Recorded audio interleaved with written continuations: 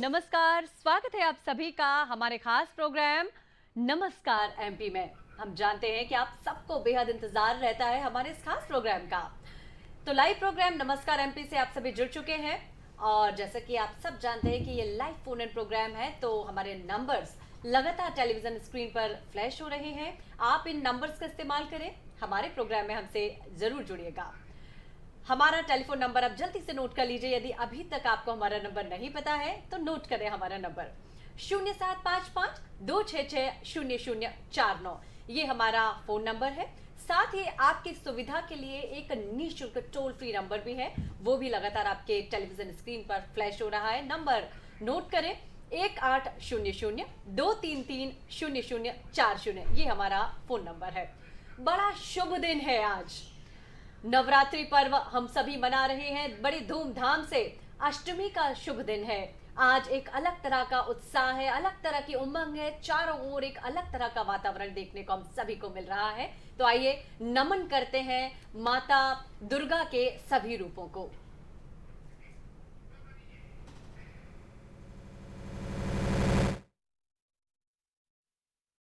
महादेव प्रमोदया। नवरात्रि के 8वें दिन महागौरी शक्ति की पूजन की जाती है। जैसा कि नाम से प्रकट है, इनका रूप पूर्णतः गौरवर्ण है। इनकी उपमा शंख, चंद्र और कुंद के फूल से की गई है। इनके सभी आभूषण और वस्त्र सफेद हैं, इसलिए श्वेतांबर धरा भी इन्हें कहा जाता है। इनकी 4 भुजाएं हैं और वाहन है वृषभ, इसलिए वृषारूढ़ा भी इन्हें कहा जाता है। पति रूप में शिव को प्राप्त करने के लिए महागौरी ने कठिन तप किया था और तपस्या के कारण ही इनका शरीर काला पड़ गया। किंतु तपस्या से प्रसन्न होकर भगवान शिव ने इनके शरीर को गंगा के पवित्र जल के द्वारा कांतिमय बना दिया। इनका रूप गौर वर्ण का हो गया, इसीलिए ये महागौरी कहलाई। ऊपर वाला दाहिना हाथ अभय मुद्रा है, नीचे वाला हाथ त्रिशूल धारण किए हुए है। ऊपर वाले बाएं हाथ में डमरू और नीचे वाले हाथ में वर मुद्रा है। ये अमोघ फलदायिनी हैं और इनकी पूजा अर्चना, उपासना और आराधना कल्याणकारी है। इनकी कृपा से अलौकिक सिद्धियां प्राप्त होती हैं। तो महागौरी के चरणों में शीश नवाते हैं और चहुं ओर सुख समृद्धि की कामना करते हैं। नवरात्रि की मंगल कामनाएं। जय माता दी। दूरदर्शन मध्य प्रदेश का बेहद खास प्रोग्राम नमस्कार एमपी से आप सभी जुड़ चुके हैं। हम आपको बता दें कि सोमवार से शुक्रवार तक ये प्रोग्राम प्रसारित किया जाता है। समय है 12 से 1 बजे। दर्शकों, इसके पहले कि आगे हम कोई बात करें, आइए क्यों ना दिन की शुरुआत एक खूबसूरत से विचार के साथ हो। तो हम आपको आज का विचार बता देते हैं। आज का विचार है, सुंदरता और प्रतिभा की तारीफ सही समय पर होना चाहिए। जी हाँ, सुंदरता और प्रतिभा ऐसी चीज है जिनको सही समय पर थोड़ी सी इनको तारीफ मिल जाए ना, तो ये और खुशबू की तरह बिखर कर अपना चारों ओर प्रभाव छोड़ती हैं। इस विषय से, इस विचार से संबंधित विषय पर ही आज हम बातचीत करेंगे। कुछ देर में बताएंगे किस विषय पर आज हम बात करेंगे और हमारे साथ में कौन है। चलिए सबसे पहले परिचय करा देते हैं आज आपका हमारे खास मेहमानों से। हमारे साथ आज स्टूडियोज में मौजूद हैं श्री शुभ रंजन सेन, आप IFS हैं, अपर प्रधान मुख्य वन संरक्षक वन्य प्राणी। आप हमारे साथ आज मौजूद हैं। सर, बहुत स्वागत है आपका। नमस्कार। साथ ही जैसे कि मैंने आपको विचार में कहा था कि थोड़ी सी सुंदरता को यदि सही समय पर तारीफ मिल जाए तो निश्चित ही ये खुशबू की तरह अपना प्रभाव छोड़ती है चारों ओर। तो सुंदरता से जुड़ी हुई बात भी आज हम करने वाले हैं, क्योंकि आज बेहद सुंदर, साथ ही बेहद प्रतिभाशाली एक महिला आज हमारे साथ मौजूद है। विशेषज्ञ के रूप में आज हमारे साथ हैं डॉक्टर मेधावी चौरे। मैडम, बहुत स्वागत है आपका हमारे इस खास कार्यक्रम में। नमस्कार। जय हिंद, नमस्ते। हम आपको बता दें कि आप मिसेस इंडिया क्लासिकल की यदि हम बात करते हैं तो उसमें आप फर्स्ट रनर अप रही हैं। तो बहुत सारी प्रतिभाओं की धनी है मेधावी जी, इनसे भी हम बात करेंगे। हम आपको बता दें कि आज जिस विषय पर हम बात करने वाले हैं, हमारा विषय भी आप नोट कर लें। आज हम बात करने जा रहे हैं वन्य जीव संरक्षण के बारे में। वन्य जीव सप्ताह है, तो 2 अक्टूबर से 8 अक्टूबर तक हम मना रहे हैं वन्य जीव संरक्षण सप्ताह। और आज हमारे साथ इसी विषय पर बात करने के लिए बेहद खास मेहमान मौजूद हैं। श्री शुभ रंजन सेन साहब आज हमारे साथ हैं। सर, आपसे सबसे पहले चर्चा को हम शुरू करेंगे, बातचीत करेंगे। सबसे पहले तो हम यही जानना चाहेंगे कि क्या जरूरत आन पड़ी वन्य जीव सप्ताह मनाने की? धन्यवाद। जैसे आप सबको पता है कि वन्य जीव की जब हम बात करते हैं तो जो पशु पक्षी जो हमारे नैसर्गिक स्थानों में रहते हैं, जो जंगल है, वो सब बहुत इम्पोर्टेंट है हमारे लिए, बहुत विशेष है हमारे लिए। इनफैक्ट ये है कि हमारे जीवन के लिए वो बहुत ज़रूरी है जी। जैसे आप लास्ट 2 साल में देखे होंगे कि अब सबसे ज़रूरी जो हमारे लिए बात है वो है कि हमारे जो सांस लेने की प्रक्रिया है, शुद्ध हवा है, ऑक्सीजन है, वो चलता रहे, शुद्ध पानी ज़रूरत है। तो हम जब वन्य प्राणी और वन्य जीव का संरक्षण की बात करते हैं तो एक्चुअली हम अपना बचाव की बात करते हैं, क्योंकि उनके बिना हम जी नहीं सकते हैं। मानव जीवन स्वच्छ पानी, स्वच्छ हवा के बिना हो नहीं सकता है। और जो हमारा कृषि है, जो जंगल से जो पानी निकलता है, खास करके मध्य प्रदेश की अगर बात करें तो यहाँ पे हिमालय में बर्फ़ पिघल के पानी नहीं आता है। हमारे नदियों में जो पानी चलता है जंगल से चलता है। और अगर जंगल नहीं रहेंगे तो पानी, जो बारिश होता है तब तो बहुत पानी आएगा, बाढ़ आएगा, लेकिन अल्टीमेटली उसके तुरंत बाद हम सूखा पड़ जाता है। तो एक्चुअली जो वन्य प्राणी की बचाने की बात करते हैं वो एक्चुअली हम अपने आप को सुरक्षित रखने, बचाने की बात करते हैं कि उनके बिना, क्योंकि सब चीज़ जुड़ा हुआ है, उनके बिना हमारा भी अस्तित्व नहीं हो सकता है। जी, बिल्कुल सही कह रहे हैं सर आप। और हमारा जो गौरवशाली इतिहास है वो न सिर्फ हमें हमारी प्रकृति से प्रेम करना सिखाता है, बल्कि प्रकृति के साथ साथ वन्य जीवों को से भी प्रेम करना और उनको संरक्षित करना भी हमें सिखाती है हमारी प्रकृति। भक्ति के रूप और रंग अनेक हो सकते हैं, और भक्ति भी कहीं ना कहीं ये बचाने का ही एक पर्व है कि हम लोगों को संरक्षित करें, जीव जंतुओं के प्रति करुणा प्रेम के भाव रहें। हमारे एक और एक्सपर्ट हमारे साथ में है, जैसे कि हमने आपको बताया था कि आज हमारे साथ है डॉक्टर मेधावी चौरे। मैडम, आप तक हम पहुंचेंगे। जी, बहुत स्वागत है आपका हमारे स्टूडियो में। धन्यवाद। पहले मैं दर्शकों को महाअष्टमी की शुभकामनाएं कहना चाहूँगी। आपको भी बहुत शुभकामनाएं नवरात्रि पर्व की। मैडम, हम सबसे पहले जानना चाहेंगे कि आपको जो हमारा मिसेस इंडिया क्लासिक जो ये अभी कंटेस्ट हुआ था उसमें आप फर्स्ट रनर अप रही हैं, उसके लिए सबसे पहले ढेरों बधाइयां। नारी शक्ति की ओर से आप प्रतिनिधित्व कर रही हैं नारी शक्ति का, बहुत शुभकामनाएं आपको। बहुत धन्यवाद। आपकी सफलता की कहानी आपकी जुबानी ही हम सुनना चाहेंगे। जी, देखिए, ये KFL शो स्टॉपर 2022 शो है, एंड इसमें मिस एक डिफरेंट कैटेगरी थी जिसका है कि क्लासिक। नाउ क्लासिक मीन्स जो लेडीज़ 50+ हैं तो उनके लिए ये कैटेगरी रखी गई थी। एंड इसमें जैसे राउंड्स होते हैं यूजुअल, वैसे ही राउंड्स हुए। पहले इंट्रोडक्शन राउंड था, सेकंड हमारा टैलेंट राउंड था, एंड थर्ड हमारा इंटरव्यू राउंड था। जी। तो ये थोड़ा सा अप्रीहेंशन था मुझे कि नेचुरली सबका ही ड्रीम रहता है कि ब्यूटी पेजेंट में पार्टिसिपेट करने का, लेकिन ये तब था मुझे जब मैं कॉन्वेंट स्कूल में पढ़ रही थी। एंड लेटर ऑन जो पढ़ाई में लगी तो ये सब चीज़ों से थोड़ा दूर ही हो गई थी, और मतलब कभी मौका ही नहीं मिला और कभी सोचा भी नहीं इस बारे में। तो जब ये मौका आया तो आई थिंक गॉड सेंड था, और अच्छा रहा सब। एंड हम लोग सिलेक्ट होते गए, एक के बाद एक पायदान आगे बढ़ते गए। And then it came as a surprise that I was selected as a first runner up Mrs India classic. जी। सो सबकी शुभकामनाएं और आशीर्वाद बड़ों का। यानी कि आपने जो ये मिसकंसेप्शन है, मिथ है, उसको ब्रेक किया है पूरी तरह से कि 50+ में सुंदर नहीं लगा जा सकता। Exactly.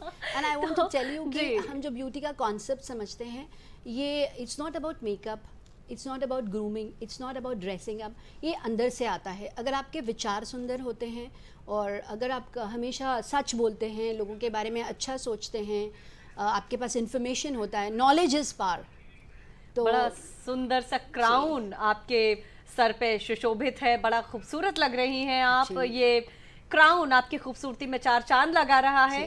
तमाम नारी शक्ति के लिए आप इंस्पिरेशन है, आप प्रेरणा है, सभी के लिए प्रेरित कर रही हैं कि इस उम्र में भी आगे बढ़ा जा सकता है और लोगों के लिए एक एग्जाम्पल सेटर बना जा सकता है। ये बहुत ज़रूरी है कि हम सबका जब अपनी सारी ड्यूटीज़ और रिस्पॉन्सिबिलिटीज़ पूरी कर चुके होते हैं या उस प्रोसेस में है, कर रहे हैं, तब भी आप देखिए कि हमें बड़ा अच्छा लगता है कि हम कुछ अपने लिए भी करते हैं। तो दिस इज़ समथिंग, एंड लोगों को इंस्पायर करते हैं कि जब एक हम साइकोलॉजी में पढ़ते हैं कि एक एम्प्टी नेस्ट सिंड्रोम होता है कि जब बच्चे बड़े होकर घर से बाहर पढ़ने के लिए निकल जाते हैं तो हमें बड़ा खालीपन सा महसूस होता है। ऑफ कोर्स ऐसा नहीं हुआ मुझे, लेकिन दूसरों के लिए जो ऐसा फील करते हैं, तो अब आपके लिए अपने लिए टाइम निकालिए, अपने आप को ग्रूम कीजिए, डेवलप कीजिए, अलग अलग भाषाएं सीखिए, बहुत सारे, कोई उम्र नहीं होती है कुछ भी सीखने की। So now is a time, today is a day, ऐसे करके। और शुरुआत हमेशा आज और अभी से होती है। बिल्कुल सही कह रही है मैडम आप। और विलियम शेक्सपियर ने भी एक बड़ी सुंदर बात कही थी कि beauty and talent should be appreciated at the right time. सुंदरता और प्रतिभा के यदि सही समय पे थोड़ा सा प्रोत्साहन मिल जाए तो खुशबू की तरह वो चारों ओर अपना प्रभाव छोड़ता है। दूरदर्शन मध्य प्रदेश का भी यही प्रयास होता है कि सुंदरता को और जो सही टैलेंट है उसको हम लोगों के सामने ला सके। वही प्रयास हम सब ने किया है। आज आप हमारे साथ में हैं, बड़ा खुश है हम सभी आपको अपने बीच एक मेहमान के रूप में पाकर। सर, आपकी तरफ हम बढ़ेंगे। शुभ रंजन सेन जी हमारे साथ में हैं, आप IFS है और वन्य जीवों को संरक्षण करने के लिए बहुत सारे प्रयास सरकार के द्वारा किए जा रहे हैं। वर्तमान में माननीय प्रधानमंत्री जी 17 सितंबर की यदि हम बात करते हैं तो कूनो श्योपुर में जो पार्क है, नेशनल पार्क है, वहां पर चीता लेकर आए थे। तो सबसे पहले तो हम आपसे ये जानना चाहेंगे कि क्या स्थिति है, अभी कुछ समय हो गया है चीता आए वहां पर, तो कैसा लग रहा है? आसान है उनका वहां पर रहना? किस तरीके से उनका मूवमेंट वगैरह? जैसे बहुत सारे लोगों को पता होगा कि जो प्रोटोकॉल है चीता क्योंकि बाहर से आए हैं जी, तो पहला 1 महीने कम से कम वो लोग जो उसको बोलते हैं क्वारंटीन में रहते हैं ताकि वो ठीक से एडजस्ट हो सके और जो भी उनमें और कुछ प्रॉब्लम्स है वो हम उसका मॉनिटर कर सके। तो क्लोज मॉनिटरिंग में है ज़्यादा, क्योंकि डिस्टर्ब होते हैं ज़्यादा लोग, मतलब एकदम जिनका आवश्यक है वहाँ पे होना जी, उनको छोड़ के बाकी किसी को जाने का भी इजाज़त भी नहीं है। तो 1 महीना तो वो चलेगा। उसके बाद वो जो क्वारंटाइन वाला इंक्लोजर है, जो बाड़ा है, उसके बाहर उनको किया जाएगा एक जो एक्लेमेटाइजेशन बाड़ा बोलते हैं, जहाँ पे वो एडजस्ट होंगे क्योंकि पूरा नया जगह आए हैं। जी, शिकार विकार जो है वो सब प्रक्रिया चलेगा उनका, बड़ा वाला जो बाड़ा है उसमें। जी, तो स्थिति ठीक है, वो जो जैसा होना चाहिए वैसा ही है, नॉर्मल है सभी लोग। और जो खाना पीना जो भी एक्टिविटीज़ उनका होना चाहिए क्वारंटाइन एनक्लोजर में वो सब वैसा ही नॉर्मल ही है। जी। वन्य जीव सप्ताह हम बना रहे हैं। शुभ रंजन सेन हमारे साथ में है, उनसे हम बातचीत कर रहे हैं, जान रहे हैं, समझ रहे हैं कि किस तरह से वन्य जीवों को का संरक्षण किया जा सकता है। सर, एक और बहुत महत्वपूर्ण बात, हम सब और ध्यान देते हैं, प्रकृति पर्यावरण के संरक्षण की हम बात करते हैं, प्रकृति को महफूज करने की बात करते हैं, पर कहीं ना कहीं वन्य जीवों को हम भूल जाया करते हैं। वन्य जीवों के प्रति हमारी जो रिस्पॉन्सिबिलिटीज है उसको भूल जाया करते हैं। क्या कहेंगे आप इस विषय में? नहीं, वही बात है कि जब हम प्रकृति की बात करते हैं तो अब ये याद रखना ज़रूरी है कि सभी चीज़ एक दूसरे से जुड़े हुए हैं। चाहे वन्य प्राणी है और जंगल है, दोनों आपस में जुड़े हुए हैं और हम भी एक तरह से जुड़े हुए हैं। तो हम किसी चीज़ को अगर ध्यान नहीं देते हैं या छेड़खानी करते हैं, वो अल्टीमेटली उसका जो दुष्प्रभाव है वो सब अपने ऊपर ही आएगा। और जैसे मैंने बताया कि हम कहने के लिए तो वन्य प्राणी बचाओ बोलते हैं, लेकिन एक्चुअली वो हम लोगों को बचाने की भी एकदम वो प्रक्रिया है, क्योंकि वन्य प्राणी और जंगल और उसके बिना हम लोग भी नहीं जी पाएंगे। बिल्कुल, और सही कह रहे हैं सर आप कि कहीं ना कहीं प्रकृति और हम सब एक दूसरे के पूरक ही हैं। प्रकृति को बचाना है तो हमें अपना ध्यान रखना होगा, और अपना ध्यान रखना है तो वन्य जीवों का ध्यान भी हमें रखना होगा। और किसी ने बहुत सुंदर सी लाइन कही है कि आलस से हटा दो अंतर से, जगती में होड़ लगी होवे, कुछ ऐसी बात करो चलकर, माता की गोद हरी होवे, धरती की गोद हरी होवे। तो इस और हम सबको ध्यान रखना है, प्रकृति पर्यावरण वन्य जीवों को संरक्षित करने में एक महत्वपूर्ण योगदान देना है। बातों के दौर को आगे जारी रखेंगे। आइए चलते हैं, एक कॉलर हमसे जुड़ चुके हैं, उनसे बात की जाए। नमस्कार, हेलो, हमारे कॉलर हमसे जुड़ रहे हैं, उसके पहले कुछ और बातें हो जाएं। मेधावी जी। हाँ जी, मैं जबलपुर से अशोक बोल रहा हूँ मैडम जी। मैं ये जानना चाहता हूँ शुभरंजन सिंह से कि गर्मी में अक्सर वन्य जीव प्राणियों के लिए पानी की बहुत बड़ी कमी हो जाती है और वो यहाँ वहाँ भागते हैं, कहीं भी घुस जाते हैं, नहरों में गिर जाते हैं, कुत्ते उनको काट काट के मार डालते हैं। तो उसके लिए आप कुछ उपाय करें। ये बहुत आवश्यक है उसके लिए।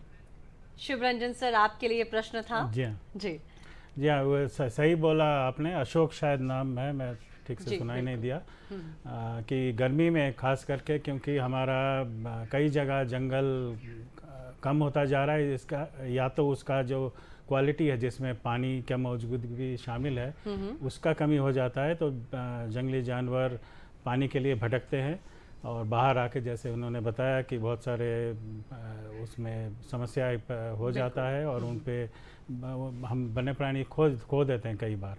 और तो उसके लिए हम लोग वन विभाग में खास करके जो राष्ट्रीय उद्यान अभयारण्य है जहाँ पे वन्य प्राणी ज़्यादा होते हैं, इवन जो बाहर जो टेरिटोरियल वाला फॉरेस्ट है वहाँ पे भी हम लोग ये कोशिश करते हैं कि जो गर्मी में जो पानी की उपलब्धता हो जी वो हम बनाए रखें और जितना नेचुरल हो सके, जितना स्वाभाविक हो सके, आसानी से जब वन्य प्राणी को मिल पाए। जी। लेकिन वो जो जैसे उन्होंने बताया कि कई जगह ज़रूर ये होता है कि पानी, क्योंकि आपका मौसम भी बदल रहा है, सब चीज़ हो रहा है, तो पानी कम ही हो जाता है, इसके कारण जंगली जानवर बाहर भी आते हैं। तो बाहर भी आते हैं तो जंगली जानवर का सुरक्षा हम सबको करना चाहिए। और एक जो इन्होंने भी जो इशू उठाया कि जो हमारे आवारा कुत्ते हैं उसके कारण बहुत सारे जगह पे इसका प्रॉब्लम हो रहा है, वो एक ज्वलंत समस्या ज़रूर है और हम लोग कोशिश कर रहे हैं कि जितना हो सके उसका निदान किया जा सके। जी बिल्कुल, यानी वन्य जीवों को संरक्षण के लिए न सिर्फ सरकार की जिम्मेदारी है, वन विभाग की जिम्मेदारी है, वरन हम सबकी, आम जनता की भी उतनी ही महत्वपूर्ण जिम्मेदारी है। हमारे एक कॉलर और हमसे जुड़ गए हैं, बाराबंकी से नंद स्वरूप जी। जी नंद स्वरूप जी, नमस्कार। नमस्कार सर, मैं नंद स्वरूप मिश्रा हूँ, बाराबंकी उत्तर प्रदेश से। मैं जानना ये चाहता हूँ कि हमारे जंगल भी कम पड़ रहे हैं, मेरा जल कम पड़ रहा है, तो ऐसी दिशा में जो हमारे जंतु हैं इनके लिए बड़ी भारी समस्या पैदा हो रही है। इसलिए जो शिकारी लोग होते हैं अपने फायदे के लिए उनका मार देते हैं, तो उनके ऊपर किस प्रकार से काबू पाया जाए? नहीं, मैं ठीक से सुनाई नहीं दिया। जी नंद स्वरूप जी ने अपना प्रश्न भी आपसे पूछना चाहा कि जी। शिकारियों से संबंधित ये प्रश्न पूछना चाह रहे हैं हाँ, आपसे हाँ। कि शिकारियों पे किस तरह से हम बैन लगा सकते हैं या अपने वन्य जीवों को संरक्षित करने के लिए बहुत नहीं, सारी सुविधाएं भी वो हैं। सही क्वेश्चन है कि जी। हमारे अलग अलग तरीके से अलग अलग जगह एक्चुअली अलग अलग शिकार करने का तरीका है। और क्योंकि वन्य प्राणी की जब हम बात करते हैं तो कई वन्य प्राणी तो जंगल में ही रहते हैं, जंगल से निकलते नहीं हैं, लेकिन कई बहुत सारे और वन्य प्राणी हैं, जैसे काला हिरन है और चिंकारा है, नीलगाय है, बाकी बहुत सारे वन्य प्राणी हैं जो जंगल के बाहर भी वो रहते हैं, खेतों में भी रहते हैं, जैसे आपके काला हिरन खेतों में ही मिलता है। तो उनको सुरक्षा प्रदान करना एक बड़ी काम है, उसमें भी हम लोग लगे हैं। लेकिन जो मेन जो तरीका है शिकार करने का, आजकल वैसे सब तरह का तरीका हर जगह इस्तेमाल हो सकते हैं, लेकिन आजकल जो मेन तरीका है कि आप पानी में जहर मिलाओ, आप फंदा लगाओ, तो वो सब तो हम लोग एक ही तरीके से वो उसका टैकल किया जा सकता है कि हम लोग गश्ती करें, हम लोग वन विभाग वाले जो पार्क सेंचुरी में और टेरिटोरियल एरियाज़ में रहते हैं वो गश्ती करके उसका रोकथाम करते हैं, क्योंकि बाकी और कोई तरीका नहीं है, आप गाड़ी से घूम के उसका रोक थोक नहीं कर सकते। बाकी जो बहुत बड़ा समस्या है, बिजली का तारों का इस्तेमाल होता है, तो वो सब भी अलग अलग तरीके से हम लोग उसको टैकल करते हैं। और क्योंकि वन्य प्राणी वन के बाहर भी रहते हैं, तो कई जगह क्योंकि हमारा फॉरेस्ट डिपार्टमेंट का उतना प्रेजेंस नहीं रहता है, उतना मौजूदगी नहीं रहता है, तो कई जगह प्रॉब्लम ज़रूर है। और हर एक जगह का एक एक्चुअली वाइल्ड लाइफ जो पोचिंग है, जो शिकार है, उसका जो एक्शन प्लान बनता है उसी हिसाब से, क्योंकि हर जगह अलग अलग तरीका है। उत्तर मध्य प्रदेश जाएंगे तो बंदूक से ज़्यादा करते हैं, आपके दक्षिण मध्य प्रदेश में बंदूक लगभग इस्तेमाल नहीं होता है, दूसरा चीज़ इस्तेमाल होता है। तो परिस्थिति के हिसाब से वो प्लान बनता है और उसका हम लोग फॉलो करते हैं शिकार का रोकथाम करने के लिए। कल एक मैराथन का भी आयोजन किया गया था, लोगों ने बढ़ चढ़ के उसमें हिस्सा लिया 2 अक्टूबर गांधी जयंती के दिन, तो उसके पीछे क्या उद्देश्य है? वो कल का वो था कि रन फॉर चीता। जनरली वाइल्ड लाइफ वीक में कई कार्यक्रम हम लोग करते हैं, स्कूली बच्चों से लेके आम नागरिक तक सभी लेवल पे हम कोशिश करते हैं, क्योंकि 7 दिन का प्रोग्राम होता है तो बहुत सारे चीज़ें हम कर सकते हैं उसमें, तो अलग अलग जगह अलग अलग चीज़ होता है। तो लास्ट यस्टरडे मतलब कल जो 2 अक्टूबर को रन फॉर चीता, जनरली हम लोग एक दौड़ रखते हैं, हाफ मैराथन या एक क्रॉस कंट्री रेस होता है, तो कल जो था रन फॉर चीता के नाम से भोपाल में बिल्कुल, हुआ था। हाँ। तो क्योंकि चीता अभी पिछले महीने ही अपने यहाँ पे आया है, 70-72 साल बाद मध्य प्रदेश में आया है, इसलिए हम लोगों ने सोचा कि और चीता और रनिंग, क्योंकि चीता सबसे फास्टेस्ट दौड़ने वाला फिट स्तनपायी, इंडिया मूवमेंट को भी बढ़ावा एकदम देना फिट है। इंडिया मूवमेंट जी। और स्प्रिंटिंग वाला जानवर है, तो उसी के नाम से हम लोग रन फॉर चीता कर चर्चा के दौर को आगे बढ़ाएंगे, उसके पहले चूंकि विषय इतना संवेदनशील है कि बहुत सारे कॉलर्स लगातार जुड़ रहे हैं। एक और हमारे कॉलर हमसे जुड़ गए, आइए बात करते हैं उनसे। हेलो हेलो, शायद संपर्क इनसे हमारा टूट चुका है, कोई बात नहीं, पुनः जुड़ने का प्रयास रहेगा हमारा। मेधावी जी हमारे साथ में, डॉक्टर मेधावी चौरे। मेधावी जी, बहुत अच्छा लगता है देख कर कि नारियां, महिलाएं इतना आगे बढ़ रही हैं और हजारों लाखों महिलाओं के लिए प्रेरित कर रही हैं आगे बढ़ने के लिए। जी।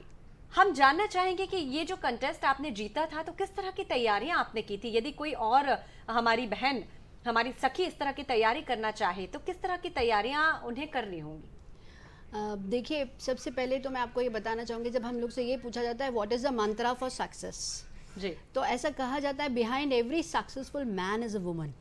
राइट। तो इस बार ये बताना चाहूँगी मैं कि बिहाइंड मी बहुत सारे मैन हैं। फर्स्ट इज़ माय फादर, जो कि 96 इयर्स के हैं और बहुत मोटिवेट करते हैं मुझे। Second is my husband doctor Pradeep Chaure, जो कि ENT सर्जन हैं, जो कि हमेशा साथ खड़े रहते हैं और प्रोत्साहन देते हैं कि इन सब चीज़ों में पार्टिसिपेट करना चाहिए, इट्स फाइन।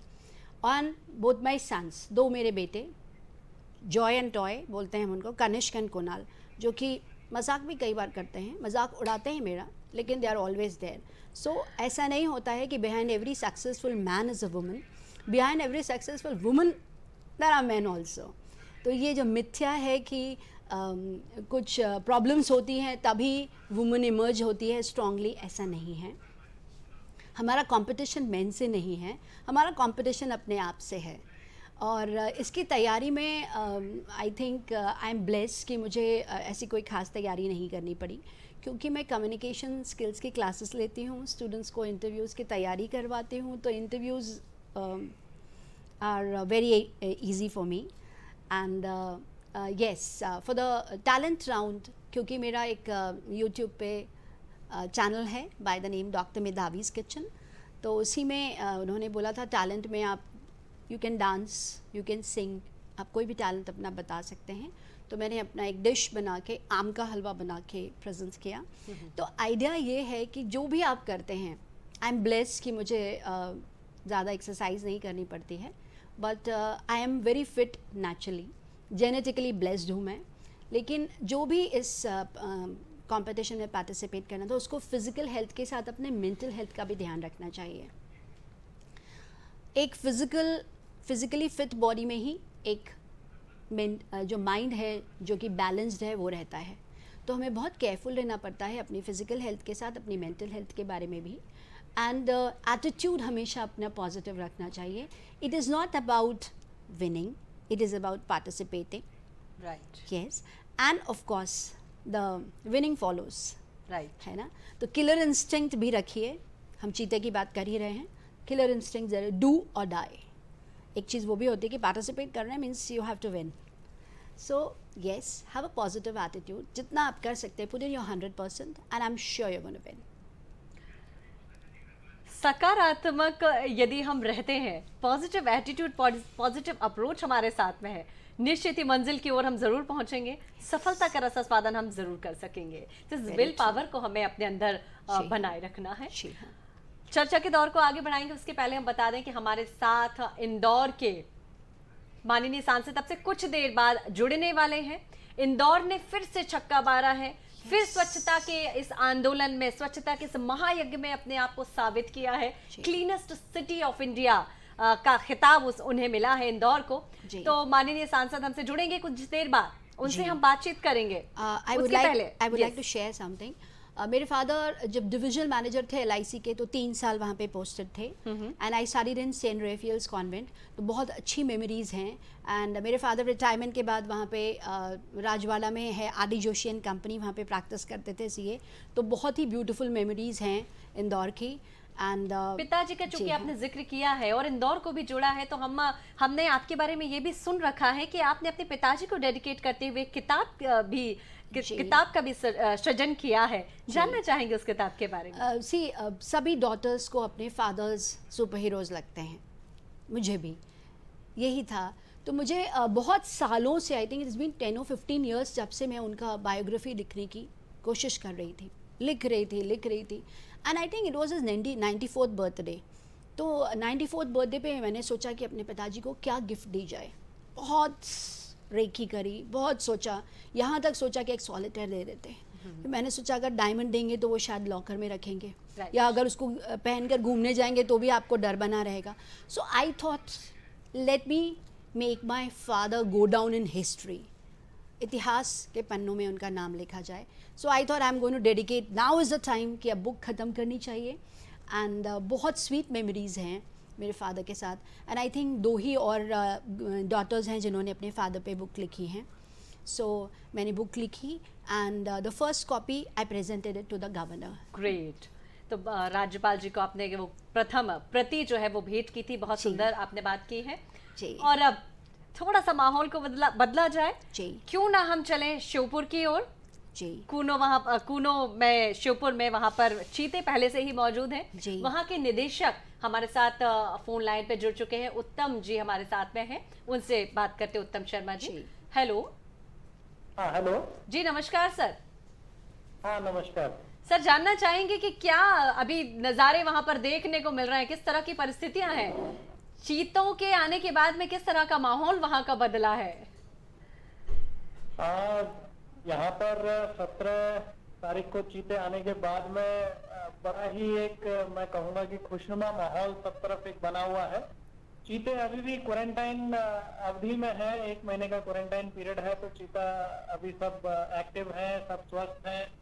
अभी लोगों को देखने की उनको इजाजत नहीं है, लेकिन चारों तरफ जो आसपास के गांव हैं या शहर हैं, सब तरफ इस प्रकार का माहौल है कि उनके क्षेत्र में चीता आया है, वापस एक अपनी भारतीय संस्कृति वापस आई है। और इससे वहाँ के टूरिज्म में, वहाँ की इकोलॉजी में, सब में एक पॉजिटिव इफेक्ट पड़ेगा। इसको लेके लोग बहुत उत्साहित हैं। जी, वन्य जीव सप्ताह मना रहे हैं। कूनो जाकर हमने आपसे बात की है, निदेशक उत्तम शर्मा जी, पालपुर कूनो श्योपुर से आपसे बातचीत हमने की। सर, क्या लगता है आपको कि पर्यटकों को आकर्षित किया अभी चीतों के आने के बाद में? क्या पर्यटक आकर्षित हुए हैं, उनका आना शुरू हो चुका है?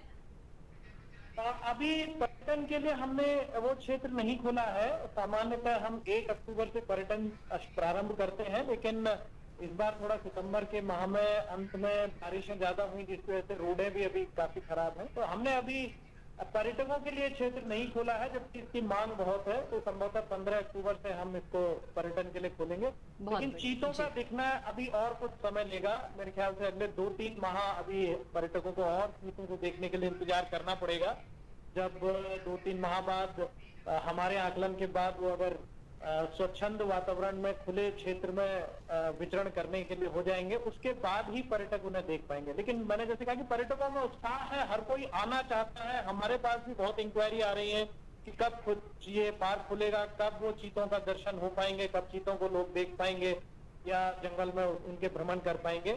तो ये बहुत हमारे पास भी क्वेरी आ रही है। मेरे को लगता है कि पूरे यहाँ मध्य प्रदेश में नहीं, पूरे देश में इस प्रकार का एक माहौल है कि हर कोई यहाँ आके चीतों को देखना चाहता है, जो बहुत अच्छी बात है। सर, चूंकि कुछ दिन हो गया है, मॉनिटर हम कर रहे हैं, बहुत क्लोजली मॉनिटरिंग हो रही है चीतों की, तो हम जानना चाहेंगे उनके मिजाज में कुछ परिवर्तन आया या स्वाभाविक शिकार की यदि हम बात करते हैं तो कब स्वाभाविक शिकार वो अपना करना शुरू करेंगे?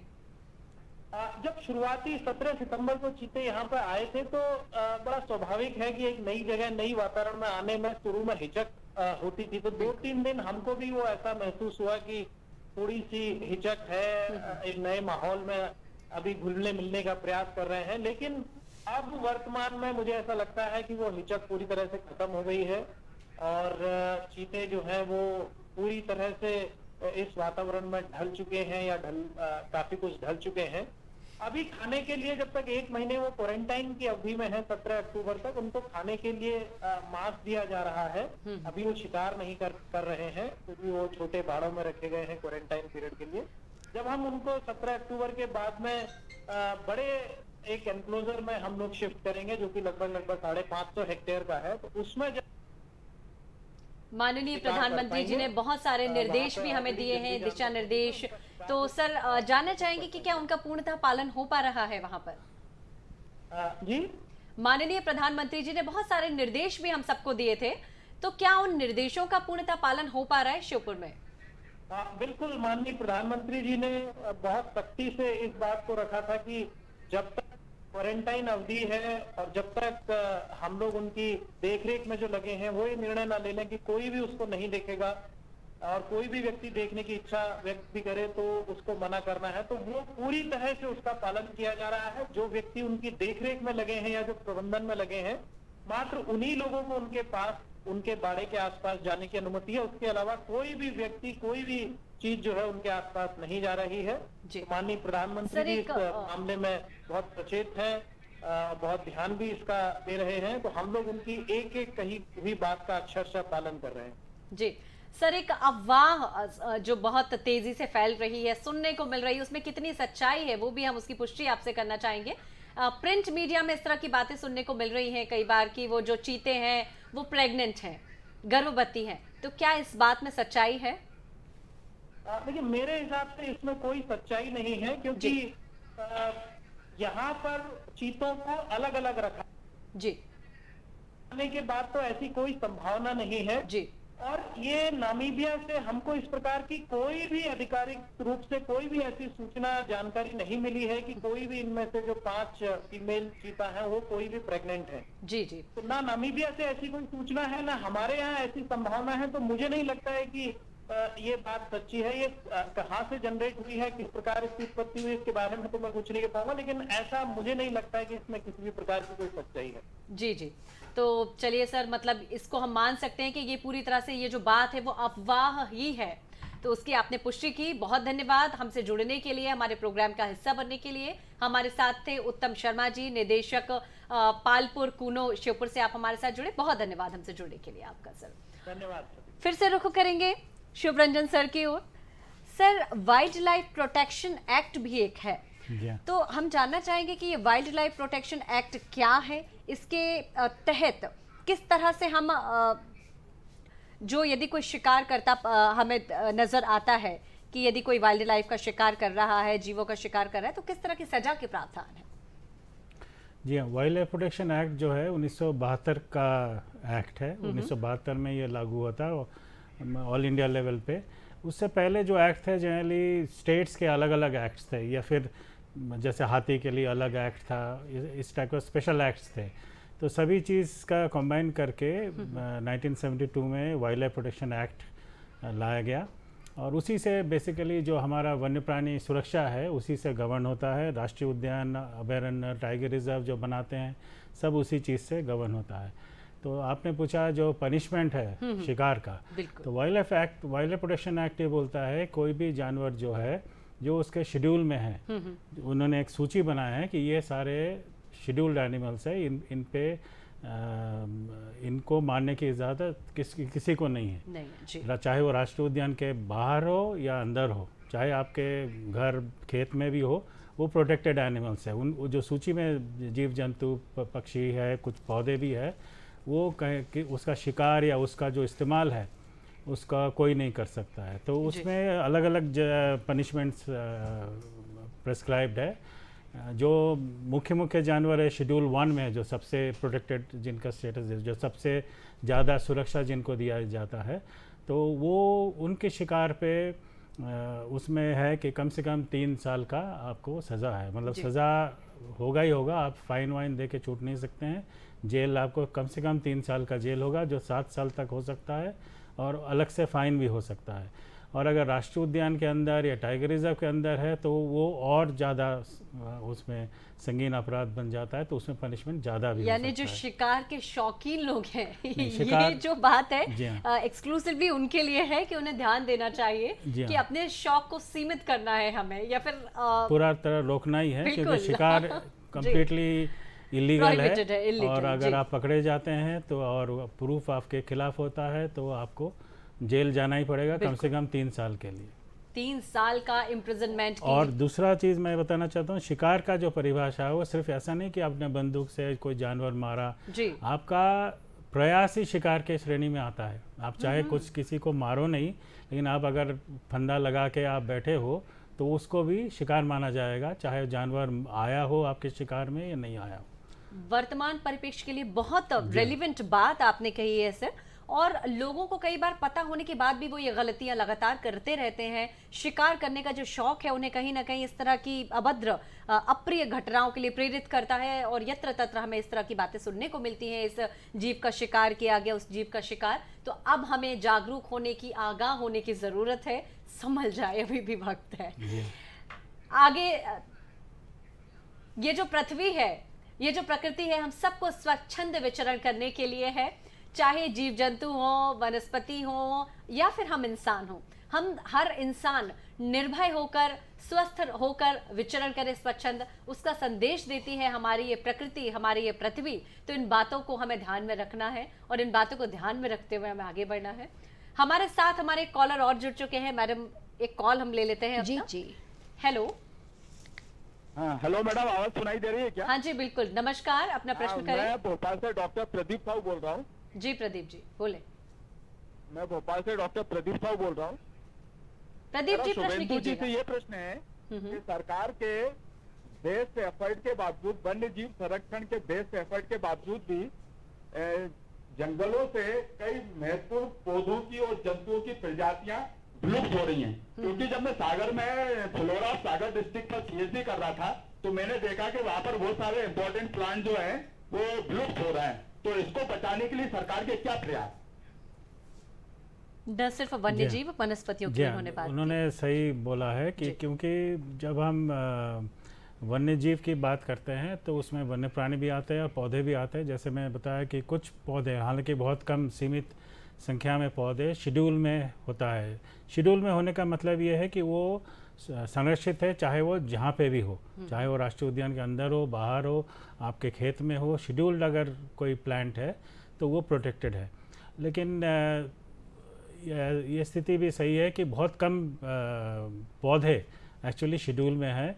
और जैसे इन्होंने बोला कि सागर जिला में है तो कई जगह जो पौधे होते हैं वो बाहर होते हैं और वो ट्रेड में भी है। तो उसके लिए हम लोग, हालांकि वो नया है, एक बायोडाइवर्सिटी एक्ट है, तो बायोडाइवर्सिटी एक्ट में उसका प्रावधान है और उसमें जो पौधे मिलते हैं उसका प्रोटेक्शन का प्रावधान है। और हालांकि क्योंकि जैसे मैंने बताया नया एक्ट है तो उसमें अभी हाल ही में उसमें जो भी उसके साथ जो मैनेजमेंट वाला चीज़ें बनना है वो अभी बनना शुरू हुआ है। तो वो आगे जाके हमारा यही है कि हमारा जो भी पौधे हैं जो कम होते जा रहे हैं या लुप्त प्राय है उनको प्रोटेक्शन दिया जाए। वो अगर ट्रेड में है तो उसको कैसे रेगुलेट किया जाए, वो सब प्रावधान बायोडाइवर्सिटी एक्ट में है। वाइल्ड लाइफ एक्ट उतना उसको कवर नहीं करता है।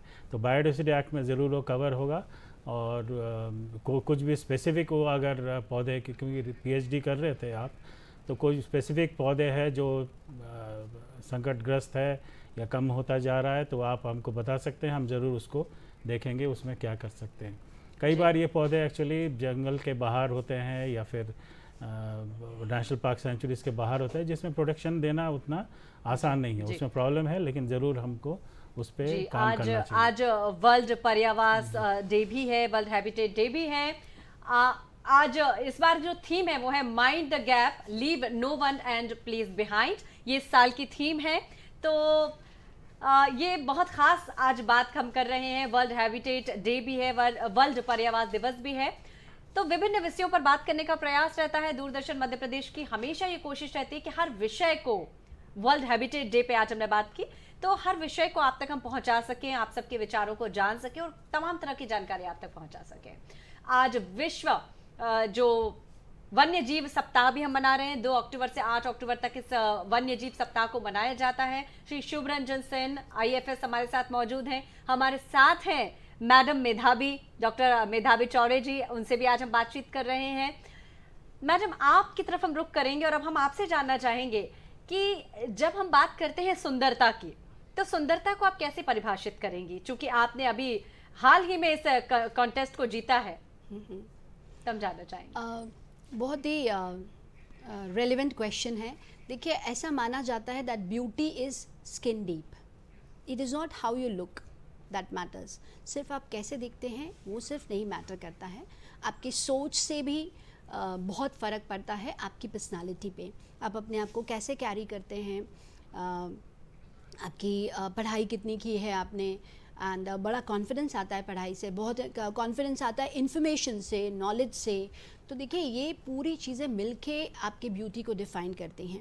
एंड लाइक आपने जैसे बताया, आप कितने अफेक्शनेट हैं, ना केवल ह्यूमंस की तरफ, एनिमल्स की तरफ, पेड़ पौधों की तरफ, ये सब चीज़ें आपको मिलके ब्यूटीफुल बनाती हैं। ब्यूटी न सिर्फ बाहरी होती है कि आंतरिक भी होती है। एग्जैक्टली आपका कहना यही था मैडम, जहां तक हम समझ पाए हैं। और आंतरिक सुंदरता को बढ़ाने के लिए बहुत जरूरी है कि हमारे विचार सुंदर हो, हमारी सोच सुंदर हो और हमारे दिमाग को सही पोषण मिले। एग्जैक्टली अभी हमने वर्ल्ड बुक डे भी सेलिब्रेट किया है। बहुत इम्पोर्टेंट है, reading is a very good habit. बच्चों में कोशिश करें हम कि शुरू से डेवलप करें, तो रीडिंग से बच्चों को बहुत सारी बातों का पता चलता है और इससे आप थोड़ा टाइम भी स्पेंड करते हैं बच्चों के साथ, ताकि वो लोग पढ़ें और आप भी you are a part of that activity. तो ये भी बहुत इम्पॉर्टेंट है। अच्छी जैसे हम बात करते हैं, जॉइंट फैमिलीज़ अगर हैं तो बहुत ही अच्छी बात है। ग्रैंड पेरेंट्स हैं, वो बहुत अच्छी शिक्षा देते हैं। फैमिली वैल्यूज़ बहुत इम्पॉर्टेंट हैं हमारे लिए, हम किस तरह के संस्कार दे रहे हैं हम, क्योंकि India is known for its culture and heritage. बिल्कुल। तो मतलब इंडियन बच्चे जब भी कहीं भी बाहर जाते हैं तो बहुत अच्छे से सर्वाइव करते हैं, इसीलिए अडेप्टेबिलिटी होती है, बिकॉज हमारी फैमिली ही इतनी बड़ी होती है कि हमको सबके साथ एडजस्ट करना और अडेप्ट करना आता है। So this makes us stand apart from the crowd. ये हमें क्राउड में अलग करता है। तो ये सब चीज़ें जो होती हैं, हम जो डेवलप करते हैं, ये सारी चीज़ें मिलके हमें ब्यूटीफुल बनाती हैं, कॉन्फिडेंट बनाती हैं। जी, तो आपके ब्यूटी के जो सीक्रेट हैं, आपकी सक्सेस के जो सीक्रेट्स हैं, वो कहीं ना कहीं हम सबको धीरे धीरे पता चलते जा रहे हैं ना। और मैम, आपसे हम ये भी जानना चाहेंगे कि बहुत सारी माएँ भी आपको सुन रही हैं। बहुत सारे लोगों में ये होता है कि भाई हमारी तमाम उम्र तो घर गृहस्थी के कामों में गुजर गई, हमने घर से बाहर कदम भी नहीं रखा, अब हमारी उम्र हो गई है 50-55 साल, अब इस उम्र में भला हम कैसे बाहर निकलें, अब इस उम्र में हम भला क्या कर सकते हैं। तो आप चूंकि इंस्पिरेशन है ऐसी हजारों लोगों के लिए, हजारों महिलाओं के लिए, हम आपसे ये जानना चाहेंगे कि आप क्या कहेंगी उनकी सोच को बदलने के लिए, या जो वो इस तरह की सोच रख रही हैं महिलाएं। देखिए, सबसे इम्पॉर्टेंट प्रोफेशन वर्ल्ड का है to be a housewife, to be a home maker. आप ऐसा कभी भी मत सोचिए कि अगर आपने कोई जॉब नहीं किया है या कोई प्रोफेशन नहीं लिया है या आपने घर के बाहर जाकर मनी अर्न नहीं किया है तो आपका कोई कंट्रीब्यूशन नहीं है। तब आपका सबसे ज़्यादा बड़ा कंट्रीब्यूशन है फैमिली का। My mother has always been a home maker. और जैसे आप बात करती हैं ब्यूटी की, अगर आप if you see my mother, अभी भी शी इज़ 88, तो आप बोलेंगे I am not beautiful, she is very beautiful. तो आप ये देखिए, बहुत important, and she is been a home maker. और हमें कभी याद नहीं है कि हम कभी घर पे वापस आए हों स्कूल से या बाहर से और हमारी मदर ने दरवाज़ा ना खोला हो। आई रिमेंबर, अगर हम किसी और ने, मेरी दादी ने दरवाज़ा खोला तो मैं वहीं बैग पटक कर बैठ जाती थी पालती मार के, जब माँ खोलेंगी दरवाज़ा तभी अंदर आएंगे। आई अंडरस्टैंड ये पॉसिबल नहीं है, लेकिन ये पॉजिटिव वो है, थॉट है जो लेडीज़ हाउसवाइफ्स हैं। अब देखिए, आप बहुत बहुत ज़्यादा सेक्रीफाइस कर रही हैं और बहुत नेक काम कर रही हैं और बहुत बड़ा काम कर रही हैं। बच्चों को चरित्रवान बनाने में, संस्कारवान बनाने में, चूंकि हमारे बच्चे ही देश का भविष्य है, तो उन बच्चों के लिए यदि हमें चरित्रवान बनाना है, उन बच्चों के लिए यदि संस्कारों का बीजारोपण करना है, तो माओ की सबसे महत्वपूर्ण भूमिका होती है। बहुत बड़ी भूमिका होती है। और कभी भी आप मत सोचिए, and like every day is a new day. आज एक, कल का चैप्टर ख़त्म है, रात गई बात गई, चैप्टर क्लोज कीजिए, आज नया डे है, आज से स्टार्ट कीजिए, today is the day. We don't I mean we don't, जो हम बार बार ये बोलते हैं कि हमें ज़िंदगी एक ही बार मिलती है, एक ही बार मिलती है, no, we die only once, we live every day. तो आज से शुरुआत कीजिए। बहुत सारे, आपकी पूरी फैमिली है सपोर्ट के लिए, आप मांगिए तो, रेज योर वॉइस। आपको कुछ करने का मन है, आप अपना फ़ोन खोलिए, सोशल मीडिया के अलावा भी बहुत सारी चीज़ें हैं उसमें, आप खोलिए, आप जो भी करना चाहते हैं गूगल कीजिए, सब मिलेगा आपको। आप अपने बच्चों की हेल्प लीजिए, आप अपने हस्बैंड की हेल्प लीजिए, अपने फ्रेंड्स की हेल्प लीजिए। Do it now, now is the time. तो कभी भी ऐसा मत सोचिए कि बहुत देर हो चुकी है आपको कोई भी काम करने के लिए, कोई भी नई चीज़ सीखने के लिए। You can always do it. जो भी आपका, शायद आप बच्चे बड़े कर रही थी, आप अपने सास ससुर की देखभाल कर रही थी, बहुत ही नेक काम किया है आपने अभी तक, बहुत ही अच्छी चीज़ है। तो अब अगर आपके पास समय है और आपकी बहुत सारे हॉबीज़ जो रह गई हैं या आप कुछ करना चाहती हैं, बताइए, शेयर कीजिए अपने फैमिली मेम्बर्स के साथ, आई एम श्योर वो आपकी मदद करेंगे। डॉक्टर मेधावी, बहुत सारी बातें हमारे जहन में है, बहुत सारे प्रश्न हैं, जानेंगे, समझेंगे और आपके कुछ सीक्रेट्स और हम आपसे निकलवाना चाहेंगे। ये भी जानना चाहेंगे हम आपसे कि कैसे आप अपने आप को इतना फिट रखती हैं, या और भी जो लेडी हैं उनको अपने आप को फिट रखना है, ब्यूटीफुल रखना है, तो उसके लिए उन्हें क्या प्रयास करने होंगे, इस विषय पे हम ज़रूर बात करेंगे। हमारे साथ हैं शुभ रंजन सर। सर, आपकी तरफ हम लौटेंगे, आपसे हम जानना चाहेंगे सर, मध्य प्रदेश में टाइगर बहुत ज़्यादा हैं सफ़ेद टाइगर्स जो है बहुत ज़्यादा है हमारे यहाँ, तो उनके बारे में हम जानना चाहेंगे, कुछ बताएं। नहीं, बहुत ज़्यादा है, बेसिकली रिलेटिव टर्म है। सबसे ज़्यादा टाइगर मध्य प्रदेश में है। राइट। ये इसलिए बोल सकते हैं क्योंकि हमारा हर 4 साल में एक बार एक ऑल इंडिया टाइगर एस्टिमेशन होता है, जो 18 में लास्ट हुआ था, उसमें मध्य प्रदेश में सबसे ज़्यादा था, कर्नाटका सेकंड था, और अभी 2022 में भी वो आकलन पूरा हो गया है, लेकिन रिजल्ट आना बाकी है। सर, इस बात को हम आगे कंटिन्यू करेंगे। भारत के सबसे स्वच्छ, या हम यूं कहें कि स्वच्छतम शहर इंदौर ने अभी फिर बाजी मारी है, अव्वल दर्जे का स्थान हासिल किया है, फर्स्ट रैंकिंग आई है स्वच्छता के मामले में। इंदौर के माननीय सांसद श्री शंकर लालवानी जी हमसे फोन पर जुड़े हुए हैं, आइए हम उनसे बात करेंगे। हेलो हेलो सर, नमस्कार। नमस्कार सर, बहुत बहुत बधाइयाँ आपके लिए, आपके शहर इंदौर के लिए, इनफैक्ट हम सब के लिए बहुत सारी बधाइयाँ कि स्वच्छता में फिर आपने बाजी मारी है जी, धन्यवाद उसके लिए। और ये सभी संभव होता है जी जब माननीय प्रधानमंत्री जी ने लाल किले से स्वच्छता का आह्वान किया था जी, और उस समय कुछ लोगों ने ये प्रतिक्रिया दी थी कि क्या स्वच्छता को लेकर माननीय प्रधानमंत्री जी लाल किले से आह्वान करें महत्वपूर्ण काम है क्या, लेकिन ये बहुत ही महत्वपूर्ण काम है। और कल ही गांधी जी की जयंती हुई है और गांधी जी ने पहली बात कही थी कि स्वच्छता सबसे पहले मूल में होना चाहिए जी, और उसी मंत्र को लेकर मैंने प्रधानमंत्री जब आह्वान किया, उस आह्वान को इंदौर की जनता ने हाथों साथ दिया और साथ में काम करते करते लगातार 1 बानी 2 बानी 3 बानी 4 बानी लगातार 6 बार नंबर 1 आना।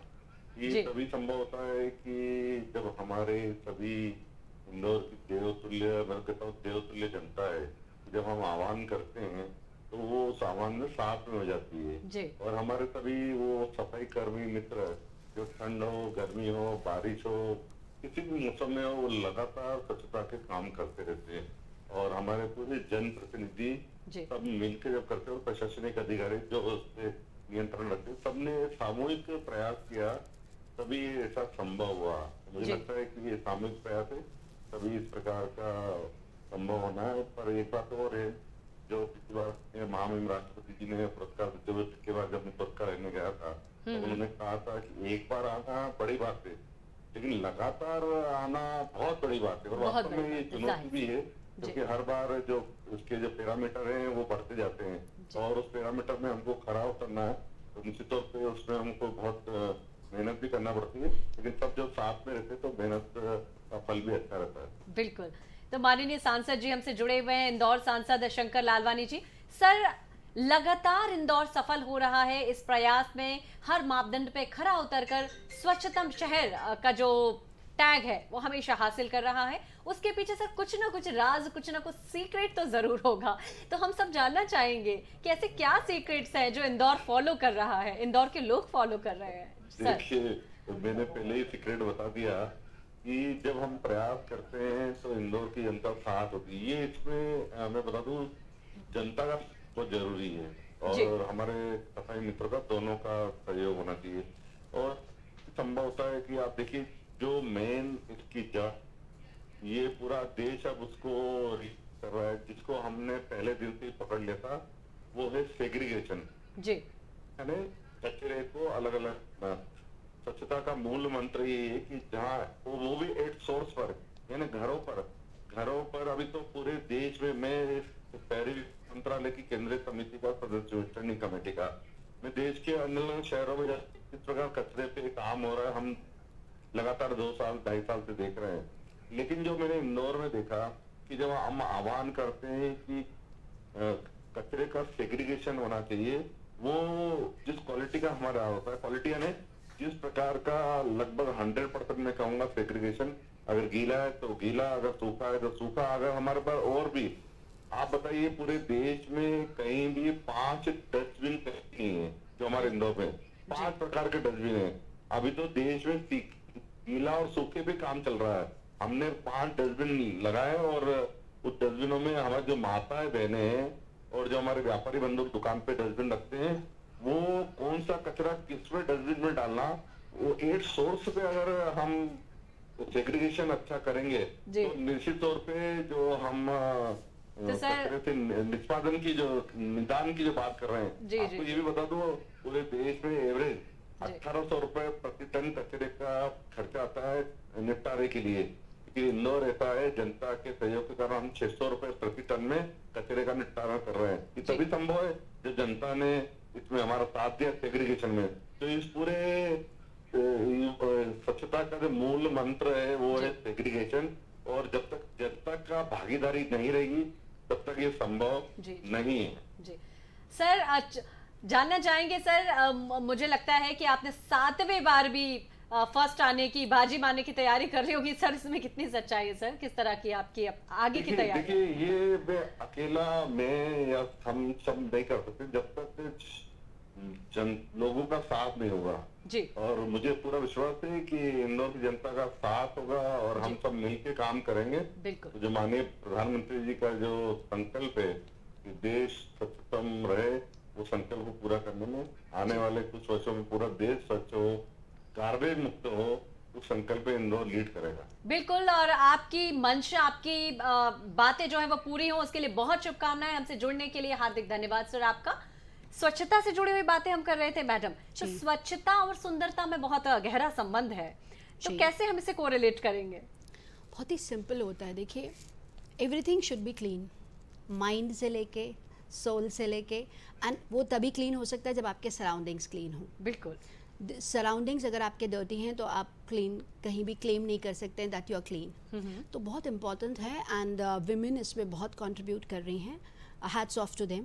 नेचुरली घर साफ रखने के पहले, घर साफ रखना एंड सेग्रीगेट करना कचरा, और फिर देखना कि वो सेग्रीगेटेड रहे, एंड जो बायोडिग्रेडेबल पॉलीथीन बैग्स करना, एंड बैनिंग पॉलीथीन बैग्स, साथ में हमेशा अपने बैग्स कैरी करना, पेपर बैग्स या क्लॉथ बैग्स।